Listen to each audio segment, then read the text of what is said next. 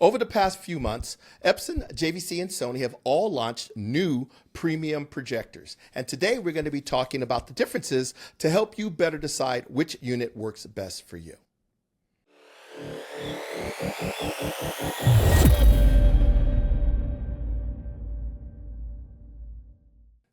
Hello everyone, it's Phil Jones, and joining me again is Phil Boyle. So Phil, how are you? I'm very good, Phil. Thanks for having me again. Well, I wanted to talk to Phil today because I am conflicted, Phil, because I've had the opportunity to review three new projectors from three leading projector manufacturers around the same price point, and all of them are really, really good. So I just want to talk to you about them and get your feedback. So, Phil, before we get into details, let's tell everybody what manufacturers and what models we're talking about. Okay, so the three models we're talking about are the Epson QB1000, the new Sony BRAVIA Projector 7, which is behind me in white there, which has the model number VPL XW5100 ES, as well as the new JVC NZ500, and we'll also touch on this big brother, the NZ700, because all of those projectors are kind of in the same price point. So before we get started, though, I do want to mention one thing.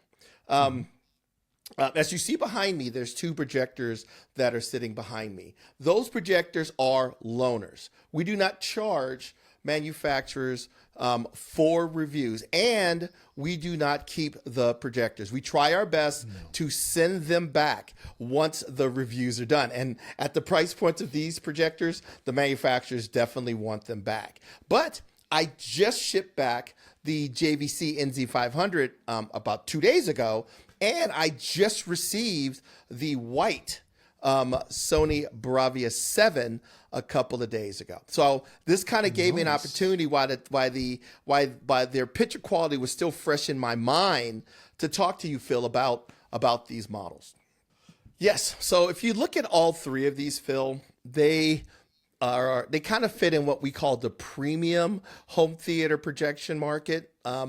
Really good contrast, quiet, lots of horizontal and vertical lens shift, lots of optical zoom, good lenses, all the things you would expect if you were going to mount a high-end projector in a theater space. Now, the JVC NZ500 and its brother, the NZ700, utilizes a new chassis compared to the older JVCs, because the older JVCs, I love them, but they were huge and heavy. So even in my own media room, I could not use one because the size of the box, the physical size of the thing, was just too big. So this utilizes a much, much smaller and lighter chassis, but it still utilizes JVC's proven, 4096 by 2160 DLA imagers. So it's a very good projector, has all the things you would expect on a JVC. Great contrast, great tone mapping, things like that. So because JVC has actually gotten the chassis smaller, I'm assuming that there's other reductions in size that happen there. They've gotten their cooling system smaller. They're using a smaller lens. But it sounds to me like the picture looks amazing, and it has taken no performance hit in their engineering efforts to get the chassis overall smaller. Is that right? Yeah, it utilizes a new lens. It's like a new 80 millimeter lens. So even though it's smaller, the chassis utilizes a new coolant flow direction. I think it intakes from the front and exhaust from to the back or something like that. So that helps. So by changing the cooling, changing the chassis size, it does make the unit more compact. But the picture quality is very JVC-like. I was very, very pleased with it. I love the picture. I actually gave it an Editor's Choice Award. It's a great solution for a darkened room on a screen up to about 130 inches. So good projector. Now, the other thing about this projector was the NZ500 was the first basically sub $10,000 laser JVC projector that came out in the market. So that this is a blue laser phosphor, right? Yes, blue laser phosphor. All three of these, by the way, are blue laser phosphor. It seems like the premium models are all blue laser phosphor. It seems like the tri-lasers are actually utilized in less expensive models. I think these premium models, to guarantee really good color reproduction, they understand the color science of their blue laser phosphor light sources so well that they decide to stick with it. And it's going to show you 95% of what's being shown, 99% of the colors that are captured, and even in HDR content. So very good projector. But the first thing is it's more compact, and they brought the price down to a point that made it more affordable. So now it's approachable for more people because it's under 10K for a JVC laser. That used to be 20 plus, right?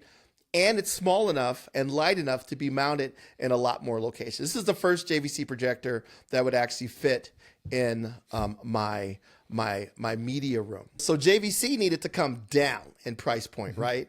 Their chassis was too big, too heavy, and too expensive for a lot of applications. So they want to bring a product down a little bit in the scale of premium to meet more customers who are desiring a premium projector's price point, right? Well, Epson had the exact opposite.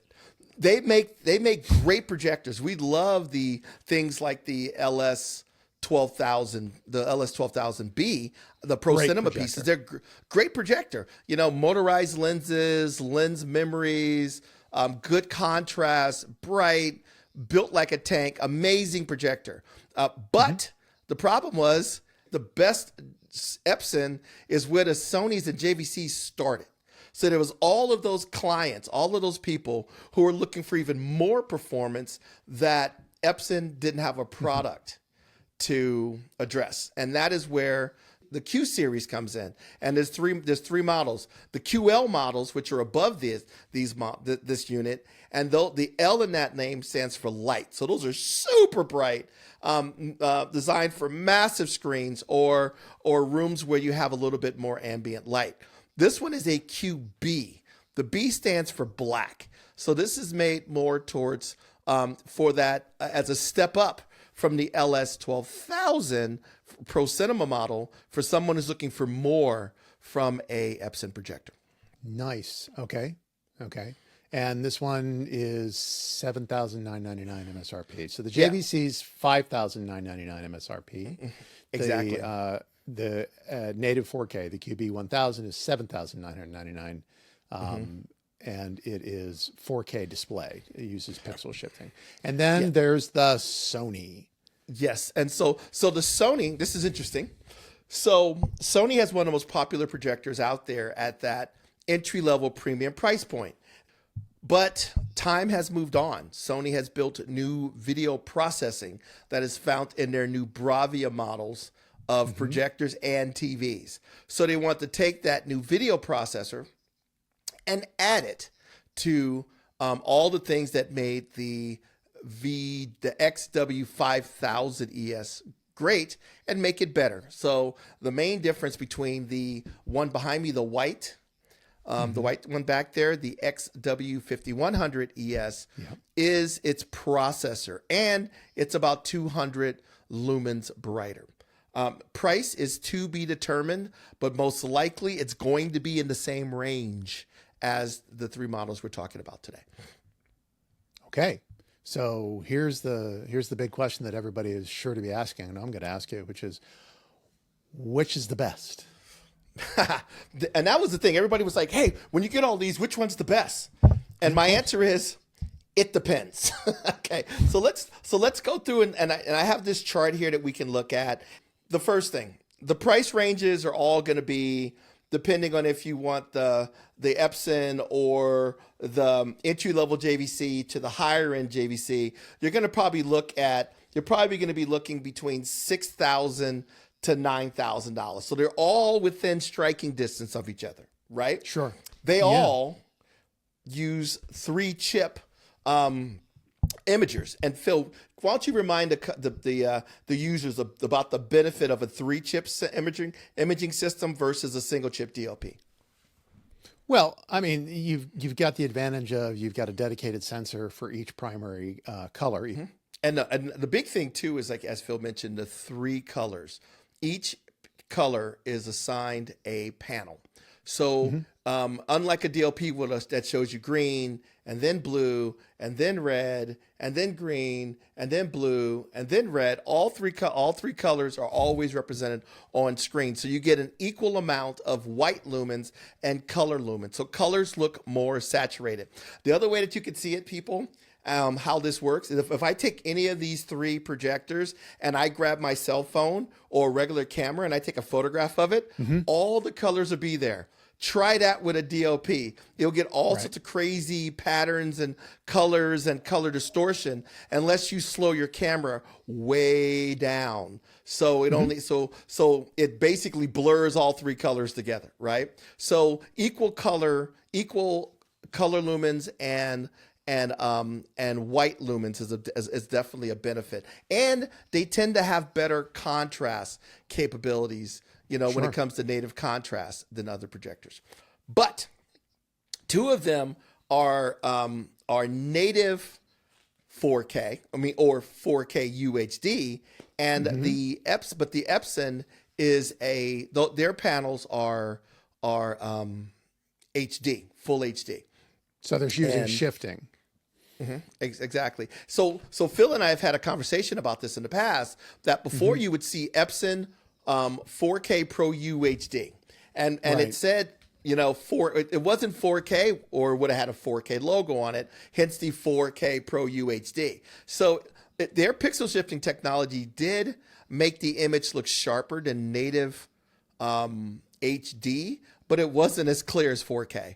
It didn't have the detail of 4K because it was only shifting in it was only a 2-way shifting. So each pixel on that panel was multiplied by 2. Now you would think going from 2K to 4K is 2 times, but actually going from 2K, which is HD, to 4K requires 4 times the pixels. So that was one of the reasons why it didn't appear as sharp. This new unit utilizes a new 4-way pixel shifting. So now it can do all 8.3 million pixels that you would find in 4K UHD material. So, and by the way, Phil, now there's a new logo.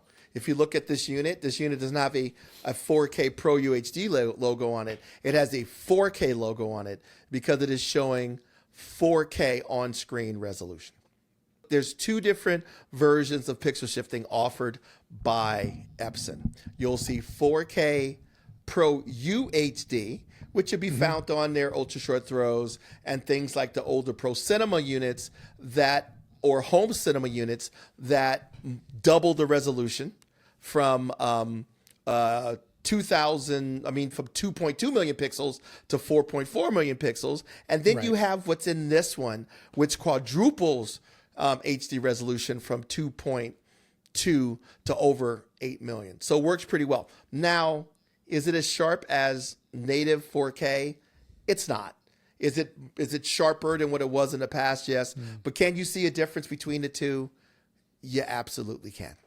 So that was my next question to you. You can see a difference between this. It sounds like it's a small difference, but you can see a small difference. You can still see a difference. The native sensors. Yeah.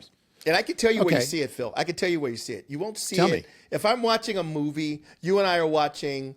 I was just watching last night the new Black Mirror. Right. The McAllister, or whatever the remake of the second episode. Right. It's amazing. Right. Yeah. I watch it on both projectors. If you're watching that movie on that screen, the difference in resolution you would not see. What you would see it on is if I switched to CNN, right, and I had the ticker along the bottom. That ticker, the text on the ticker is just sharper. Okay. So it's just, but it's not everything. The majority of content you're watching, it would be difficult for you to resolve the difference between the 2. Maybe if I was watching, Discovery Channel, shots of Africa, and they're showing the plane and all the trees, and I did a side by side, maybe I could see a difference there. But most content you can't. So Let's talk about the other part that we talk about when we normally discuss Epson 4K Pro UHD and 4K, and that's that it's not just resolution that people are perceiving. Contrast is often mistaken. Better looking contrast is often mistaken for resolution in I guess random testing and things like that. And Epson typically has a contrast advantage. Has that maintained? Do they offer a contrast advantage? Over a DLP? The Epson projectors have a contrast advantage. So it's almost like Phil said. So it's like if I had to draw a bunch of details on something and I was using a black pen on white paper versus a gray pen on white paper, those subtle details that are really fine are going to be a little easier to see. And so even if there isn't as many details, the ones that are there are going to pop out more. So that is definitely one of the things that a lot of times when you compare this unit to a DLP, it would still appear to be as sharp or as pleasing because of the higher contrast. Now, the other thing too, Phil, is if you look at the Sony and the JVC, there's two different versions of 4K we're talking about here. The JVC utilizes a 4096 by 2160 resolution, which is true cinematic 4K. Right. It's a little 4K wider than cinema, 4K cinema, while the Sony utilizes a newer SXRD panel they developed a few years ago that is 3840 by 2160, which is 4K consumer, right? Now, to me, there's people will say, well, the 4K cinema is great, but a lot of times the disc that you're getting has been recut down to 4K 3840 by 2160, because that's what goes on a Blu-ray disc. So if you have more resolution, all you're going to do is zoom it off the screen. So when you're setting up the JVC, a decent amount of the sides are zoomed off of the screen. That means you're giving up that brightness and that resolution. It's just being wasted. It's going off the screen. And Sony said, well, why would I do that? Why would I just change the panel and use all the resolution and all the brightness on a standard 16:9 screen? Not only that, there's manufacturing cost advantages by standardizing on a particular type of chip. You don't have to produce projectors with a Cinema 4K chip and then other projectors that just have a 4K UHD chip, especially since you're displaying 4K UHD. You're not displaying Cinema 4K. Yeah, well, JVC just says we're going to use the same one on everything. Sony used to do that as well, but they realized that there's two different applications, and they do enough projectors to do two different chips. And this is actually the fight to a smaller projector. The Sony used to be big, and the JVC used to be big. And now you had the Sony is smaller, lighter, and the JVCs are gigantic. So JVC wanted to say, okay, well, let's make a smaller, lighter unit as well. So it's actually beneficial to a lot of people because it does make the units more flexible. But they're staying with Cinema 4K even in the smaller. Exactly. They decided to change the optics versus dealing with the developing a new panel. But their panel is great. So why change it?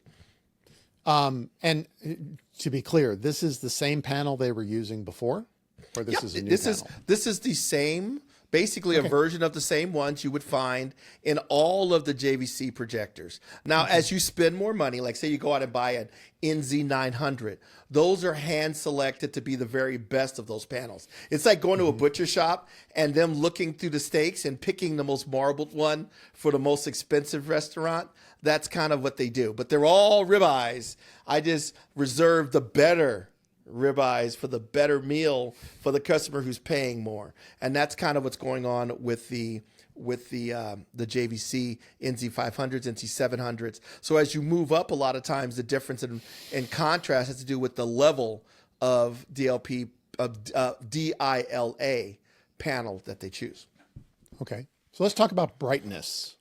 Okay. There's a difference in brightness between these, with the JVC being 2,000 Yeah, Fancy about lumens? 2000. Yeah, 2000. And 2000, by the way, is fairly bright. It's pretty bright. Yeah. It all depends. Like when I do reviews in this room, Phil, I have a 100-inch matte white screen that I use in here, and then I have a bigger one in my media room. On a 100-inch screen playing HDR, 2000 is more than enough. It's more than what you need when playing SDR. Right. So if you're someone whose screen is about 120, 130 or at the most, 2000 will be enough, you know? Okay. Now, especially if you have good tone mapping, which the JVC does, right?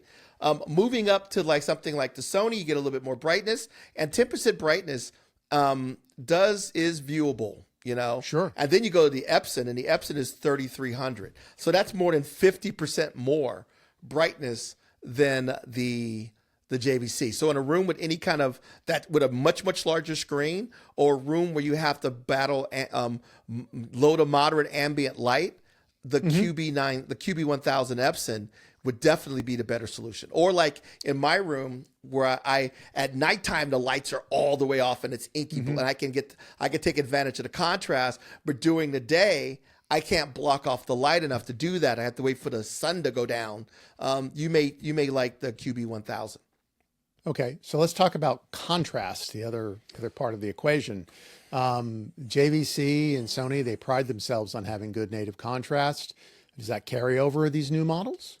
Okay, yeah. So the things that, like you talk about, Phil, premium projectors, the things that kind of separate a regular home theater projector from a premium projector is lenses, optics, and contrast, and color accuracy. Those are the three things that say, okay, immediately it is a premium projector, right? Right. So all three of these are focused on black. As I mentioned, even the designation on the Epson is QB, which means B means black. So this is designed for that customer who's looking for better contrast.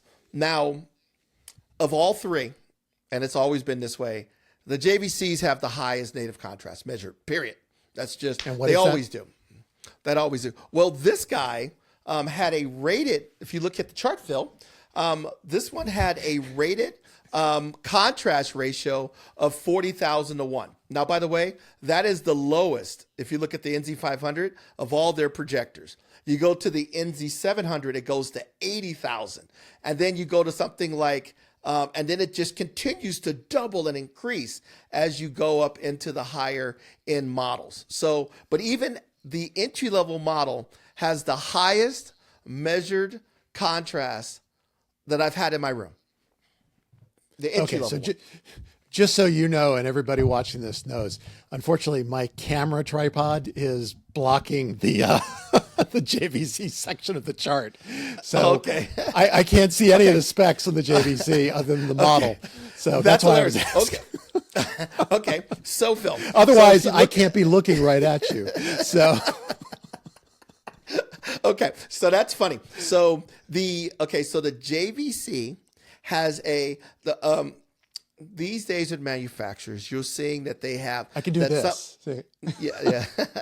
Yeah. These days, when we talk about contrast, a lot of manufacturers are just throwing up dynamic contrast numbers because they look great, right? So if you look at and people like big numbers, right? So if you look at most of the projectors, they all give you some outrageous dynamic contrast number, and that is because most of these these projectors have dynamic laser dimming. So when I show it up all black on a sequential test pattern, which is first I show you all white, then I show you all black. When I do that, when I show you all white, the lamp goes full power, right? And sometimes if you have an iris, it opens all the way. Then when I show you black, the iris clamps down and the light switches off. So of course you're going to get infinite, right? So, but it looks good. It's infinite. Native contrast is what the panel can actually do itself. What you could now, that matters more if I'm trying to show something like a scene that has a star in the background and then a person wearing a dark suit with details in the shadows. So having higher native contrast makes it easier for you to see all those different shades. Now, in my room, the JVC had a native contrast, has a measured native contrast. The NZ500 had a native contrast rating of 40,000 to 1, right?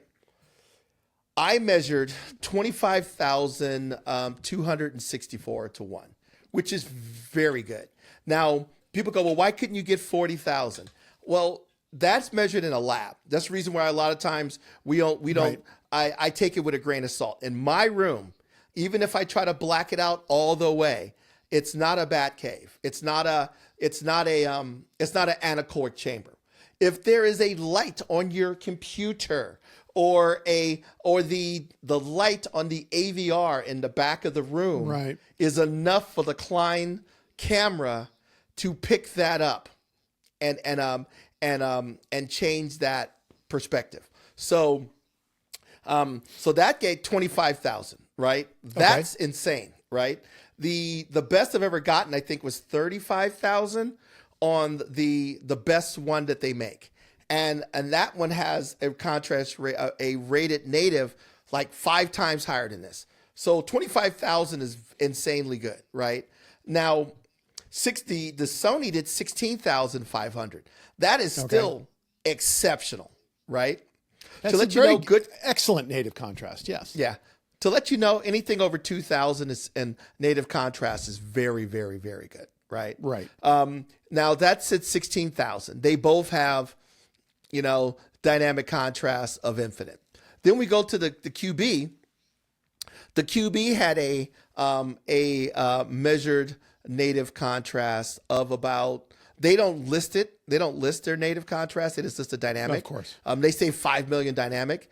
In my room, I got 5,291, around 5,300 to 1, which is good, which is very good. Sure. Now, interesting thing is you could tell as you go all the way through which ones switch off their laser light source, because I have the camera pointed at the unit, my Klein, while I make this measurement. And when it goes completely off, if I can see the shadow of the camera on the screen, that tells me that it's not going completely black, right? Right. So when I did the Sony, even when I was doing the native measurements on the Sony and the JVC, you could barely see the shadow of the camera on the screen because this native contrast is so high.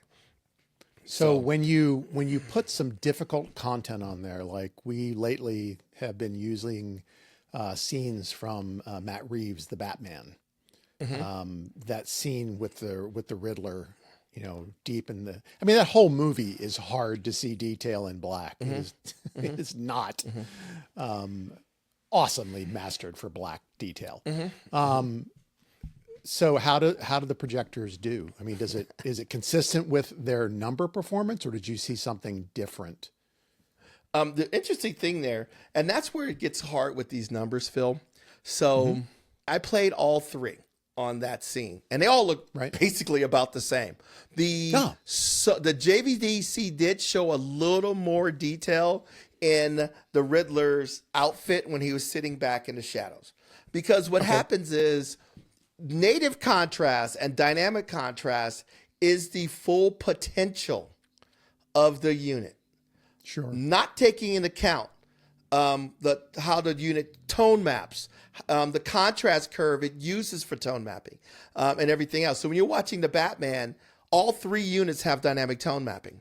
They all see the scene, they all measure the scene, and they all apply a contrast curve based on what the manufacturer thinks it should do for that particular measurement, right? There is no right and wrong on contrast curve. It's just, I think on this projector, to get the best out of this scene, the curve should be like this, right? And somebody else says, well, in my projector, the curve should be like this. And the other one goes, well, the curve should be like that, And so what happens, you have this potential, but the video Right. processing has a huge impact on how that projector was utilized. So a lot of times the JVC would have the highest contrast measurement, but the Sony made when you looked at things that's bright and dark on the same scene, the Sony looked more contrasty, even though Right. its contrast was not as high, right? Now, the second I go into a brighter room or I go into a brighter scene, the Epson has 50% more brightness. So in certain things, where in a room where there was a little bit of light in the room, and that black level where you get contrast is making it blacker, that goes away. All of a sudden, in a room where you had a little bit of ambient light in that room watching the Batman, it actually looked like it had better contrast. So, so all three of them were good. If I was going to rank them, I would probably say the JVC, the Sony on the Batman, the JVC, the Sony, and then the Epson.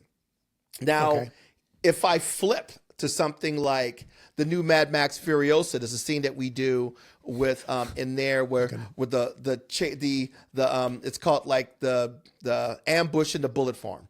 And when I play those scenes, it flips again. You know, it is literally the Epson and then the Sony and then the JVC, right? Just for the contrast curve. But then if I pick another movie, like the Meg, it's the Sony number one, you know? So it's like, they're all great. It's almost like, do you want a Lamborghini, a Ferrari, or, you know, a Aston Martin? I mean, they're all great in their own way. So you can't just say because one has a better measurement that it's going to immediately be better, because that's not the case. You can't even say that with tone mapping because they all tone map now. They just all make different decisions with that tone mapping. So you really do have to use your eyes. Me personally, I still prefer to look at the Sony, and that has to do. I'm a little jaded because for many years I used to work for Sony, and the reason why I'm jaded is not because I used to work for Sony, but because I used to have a $30,000 Sony HDR mastering display on my desk. So I have so the thing that the guys used to make the movies with. So and I'm used to looking at that, and every time I look at a HD projector, to me that is the answer key. And I think right now the Sony is doing a better job of trying to get back to that answer key. None of them could do it, but I thought that one was the best one. That looks more like it at this particular time. And remember, we're only one firmware update away from that all being flipped on its head, because this situation is dynamic. Oh yeah, I mean, absolutely, absolutely. You know? And I'm glad you brought that up, Phil, because that happened last time. I did a review, and I had a Sony and a JVC in the same room. And I said, and I did the review. We tested all the movies, the Meg and the Batman, and like all, you know, Blade Runner and all those things. And I was like, and at that time I said, wow, it was like 2 years ago. I said, oh, the Sony looked better. Then Robert Zone asked me to go do the projector shootout in New York City. So I go do the projector shootout, and I'm thinking, oh man, Sony is going to walk away with this thing. And about a month before, JVC did a firmware update, which I had not seen, and it crushed everybody, you know? So it's literally like a bunch of chefs trying to perfect their recipes. And you go to this restaurant right now, it's here, and you go to the next restaurant, it's like there. It's like the battle of the chefs to try to come up with what is the best way to optimize this projector with what I know now for the content that's available now. So right now, I would give the Sony the edge in this group of projectors. I think that on a 100-inch screen in my lab, or a 110-inch screen in my lab, I would give the Sony the edge. Okay. On a 150-inch and above, QB1000. Right? Okay. In a darkened theater with all the lights out, your room, you got black carpeting, gray seats, black floor, you know, everything is non-reflective, and you have an infinitely light-controlled room, the JVC, right? So it really does come down to your applications. But in the end, if you're looking to spend the kind of money that you're going to be spending, and I know we don't have pricing on the Sony, but I think it's fair to say it's going to be in this ballpark, right? So if you're looking at getting a premium projector like this, you need to go have a look at it. Yeah, You need to go to a showroom, or if you have a friend's house that has it, and take a look at it and make sure that it's what you need. Yeah, but even if you're not that, if you're saying, I would do that. The other thing too is it's almost like if I gave you a Ferrari, Phil, the Lamborghini may be a little faster around the track, but if I gave you a Ferrari and you were driving that Ferrari, you would have no complaints. You know what I mean? Because its performance is so far above most cars, you would not complain much about it. Now, there are some other things we have to factor in.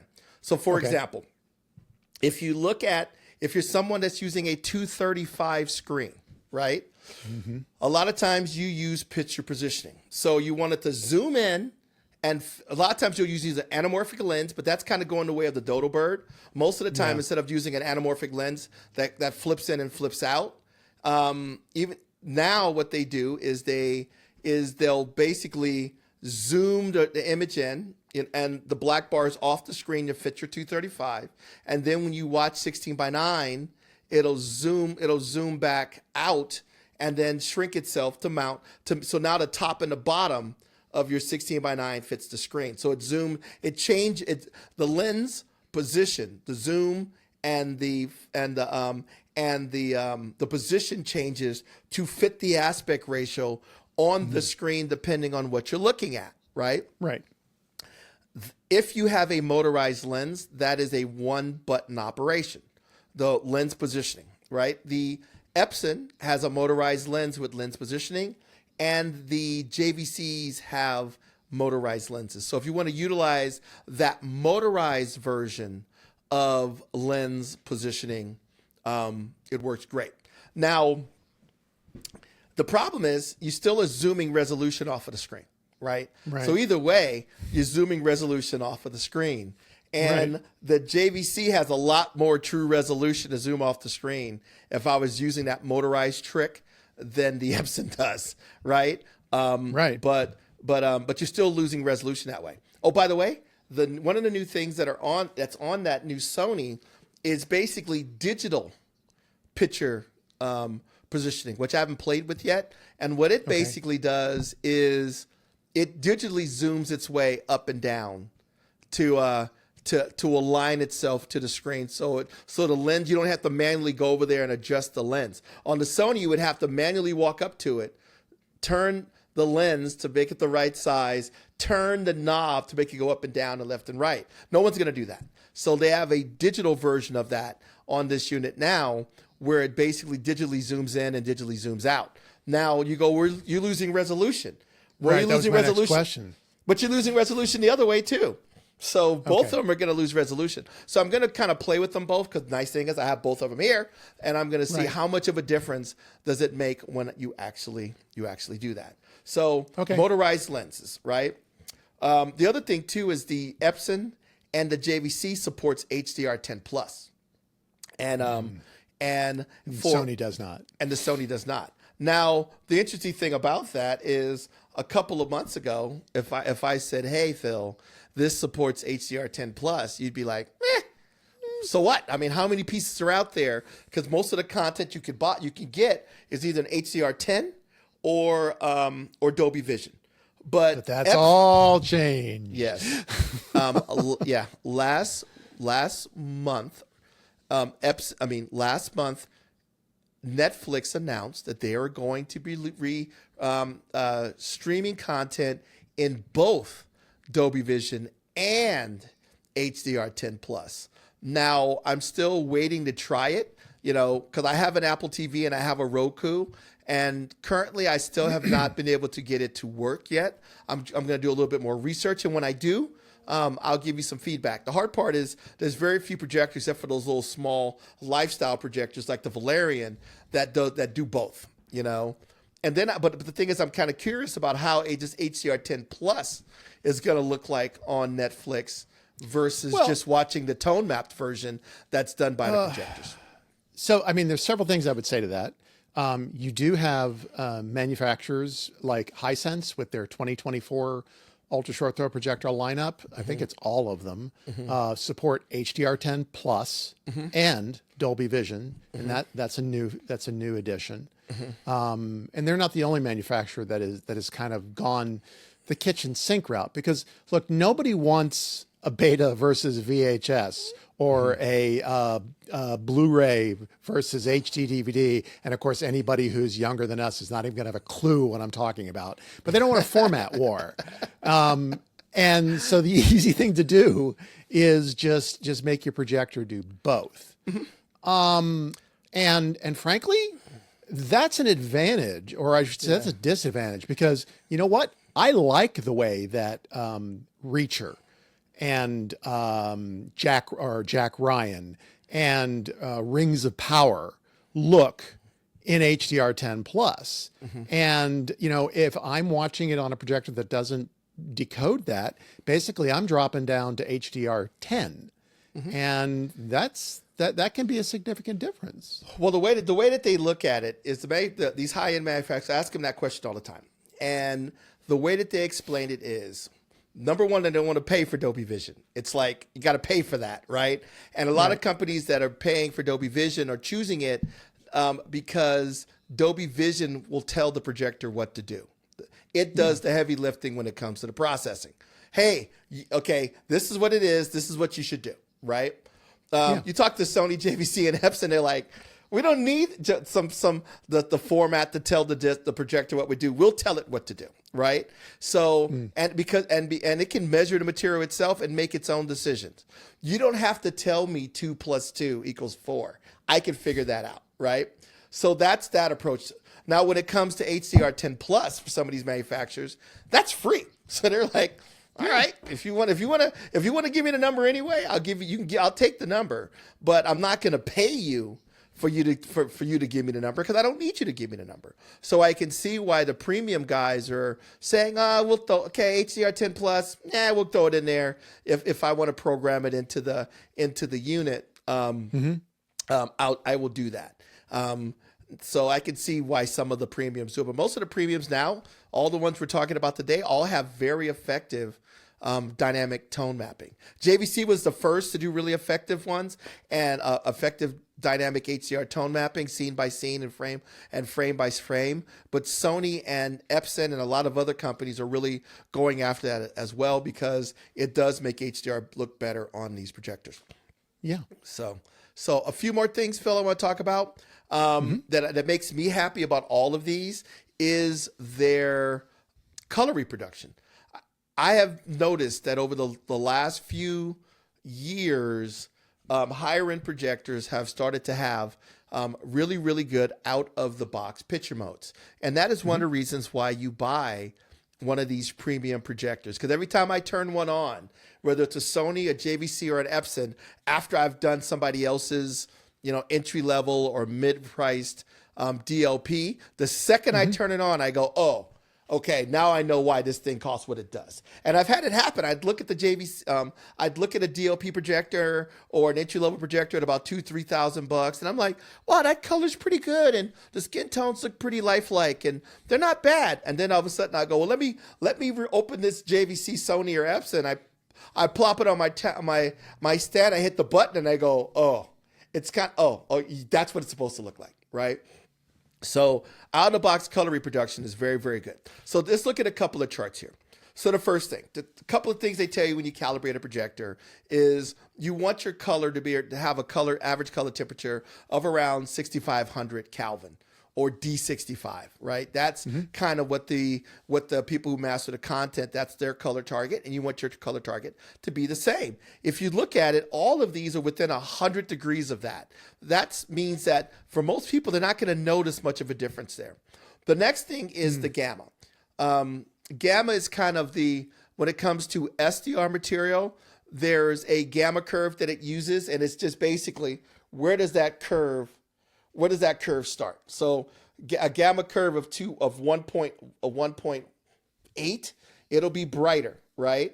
Which is good for overcoming ambient light. So your blacks are not crushed and your brights look bright. In a darker room, you don't need as much brightness. So you take that curve and you push it down, maybe 2.4. So now the brights aren't as bright, but the blacks are perceived as darker in a darker space, and you can resolve shadow detail. So all you're doing with the gamma curve is move it up and down. These are 2.2, 2.2, 2.2. I targeted 2.4 on the JVC. A lot of reviewers like 2.4 in darkened spaces. I personally think even a darkened space, that often appears too dim to me. So I've always targeted, for me personally, a 2.2. And if you look at it out of the box, all of these are right around that. So you're like that too. All of these are right around there. Any of these could be easily switched to 2.4. This here is reason why these guys still use blue laser phosphor. They understand those light sources. The goal of a blue laser phosphor light source is to make the best white light it possibly can. Once I know that I have a very good light source, now I can make sure that as I go through and show those different shades using the panels built into the projector, that I can maintain that equal balance of red, green, and blue. And if you look here, these measurements, by the way, anything less than 3 is difficult for someone to perceive. Anything below like 1 or 2, like 1.5, would be difficult for a high-end professional colorist to perceive. And if you look at this, the out of the box on these units are great. I mean, if you look at the Sony and the JVC, oh my gosh. I mean, there's no reason really to calibrate. This is in my room. And my room is not a blackened lab. So there, even in this space, the variation caused by my color of my walls and my carpeting was not enough to even make it really necessary to adjust these two projectors. So, and I think that's something I definitely want to point out to anybody watching this, that it bears repeating. If you look at this chart, you'd be inclined to say, oh gosh, the JVC is so much better. But this is within a margin, a very small margin. So I would imagine visually these projectors just look. Yeah, you're talking, and great. The Epson's like 2.2, error. The Sony was like 1.1, and the JVC was like 1. So believe me, the ability for you to resolve this is difficult. But hey, if you want to try, go right ahead. Yeah. Basically, the colors all look great on all of them, right? The next thing is color tracking. So this is the color tracking for all 3 projectors for SDR, right? Wow. And if you look at it, all of them are within we're under 3 average out of the box, right? Very, very good. By the way, I can get probably all of these under 1 if I wanted to adjust it. Now I tweak on it for like 30 minutes and it'd be below 1, but guess how much but when I switch back and forth, you probably wouldn't see much of a difference, right? Exactly. But it's possible, right? So at a certain point it becomes, it's a diminishing return. So exactly. It's diminishing returns. Yeah. The reason why I wanted to point this out is if you're spending $30,000, $20,000 on a projector, you're probably going to have it calibrated. But I talked to Sony and as well as JVC, and they mentioned that actually a lot of projectors, even at those price points, are still just installed and not calibrated. At about $5,000 to $8,000, the odds of a large majority of these projectors are not calibrated. I know you guys out there are total hardcore guys like us would probably calibrate these, take the time to have someone do it. But the fact is a lot of people who buy these are not. And if these projectors are quality built units done by people who are passionate about the performance, and because they do cost a little bit more, the manufacturers take the time to make the adjustments to deliver a very accurate picture out of the box. So remember, premium projectors are accurate colors, excellent contrast, and great optics. And all three of these actually have that. And let's be honest, at the prices that these things are selling, as a manufacturer, you want to put your best foot forward out of the box. You do not want to leave it to chance that, a mode does not look good. So it's worth taking the time and calibrating them at the factory so that the projectors have the best shot of looking looking their best, the best shot of looking their best. And because these are premium projectors, there's that margin there. They can spend a little more time and have the engineers, tweak the settings so that those calibration settings are very tight. Yeah, exactly. Now, these are the entry levels in these companies' premium assortment, right? The entry levels. They're designed to offer a lot of the things that make these premium brands, these premium Epsons, Sonys, and JVCs great. But they're the entry level, right? Yeah. As you move up, the strengths of each projector gets bigger and bigger and bigger. So, for example, the JVC, the black levels get better and better and better, right? The Epson, the brightness gets insane, and then the JVC. I mean, the Sony is like almost like the think of it like if we were talking about Goldilocks and the Three Bears. This one's too bright and that one's too black. It's kind of right in the middle where it finds that sweet spot between being very good at both, but not exceptional at one. You know what I mean?